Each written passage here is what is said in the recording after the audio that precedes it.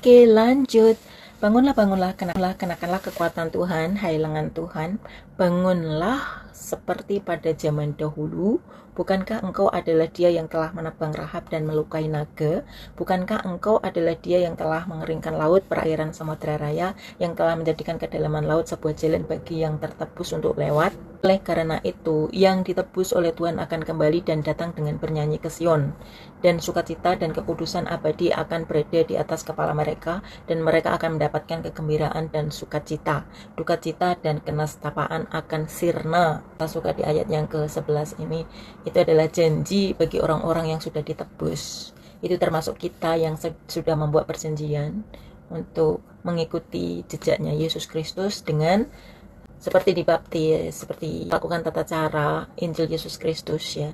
Kita termasuk umat perjanjian, dan di situ kita akan mendapatkan penghiburan langsung ya dari Allah, dari rohnya ya. Mereka akan bernyanyi ke Sion, dan sukacita dan kekudusan abadi akan berada di atas kepala mereka. Wow, keren banget, ini keren banget. Mereka akan mendapatkan kegembiraan dan sukacita. Keren.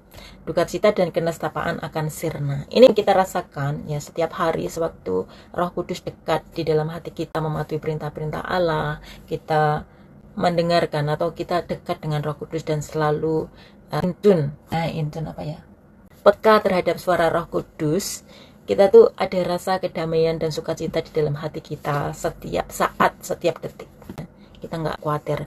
Dan aku adalah dia, ya aku adalah dia yang menghiburmu. Lihatlah siapakah engkau, sehingga engkau mesti takut terhadap manusia yang akan mati, terhadap putra manusia yang akan dijadikan seperti rumput.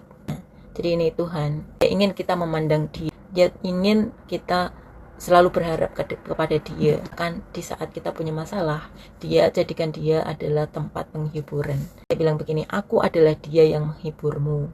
Jadi sewaktu kita mengikuti Yesus Kristus ya, kita akan dikaruniai Roh Kudus, dan Roh Kudus itu sendiri adalah memiliki misi, yaitu menjadi teman kita, menjadi penghibur kita, menjadi pewahyu ya, menjadi penasehat, jadi guru di dalam kehidupan kita. Atau sewaktu kita membaca tulisan suci seperti ini, Roh Kudus membantu kita untuk memahami apa yang akan kita baca, dan dia bisa membantu kita mengerti akan kebenaran firman Tuhan. Itu adalah misi dari Roh Kudus.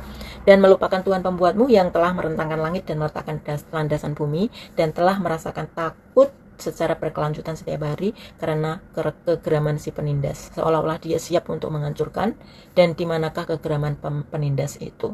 Jadi kenapa kita mesti takut dengan orang-orang yang mengancam, yang menindas, yang orang-orang yang bisa mati? Nah, seperti Yesus Kristus sendiri, jangan takut kepada orang yang bisa membunuh tubuh, tapi takutlah kepada dia yang bisa membunuh tubuh maupun roh. Jadi kita nggak perlu takut kepada manusia, sesama manusia yang bisa mati.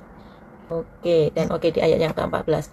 Orang terasingkan yang ditawan bergegas agar dia boleh dilepaskan, dan agar dia tidak akan mati di dalam lubang galian, tidak juga agar rotinya akan berkurang. Tetapi aku adalah Tuhan Allahmu yang ombaknya menderu, Tuhan semesta alam adalah namaku.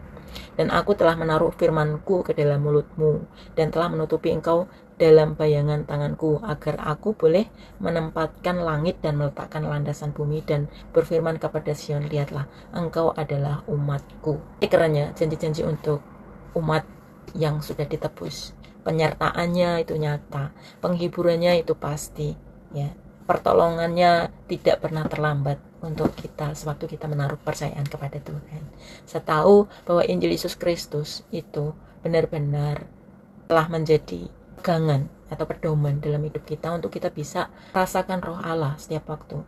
Dan kita hanya perlu mematuhi perintah-perintah Allah, membaca firman Tuhan, ya, peka terhadap suara Roh Kudus, ya, datang ke gereja, mengingat Yesus Kristus, pengorbanannya dalam kehidupan kita. Jadikan Yesus Kristus adalah fokus utama dalam kehidupan kita.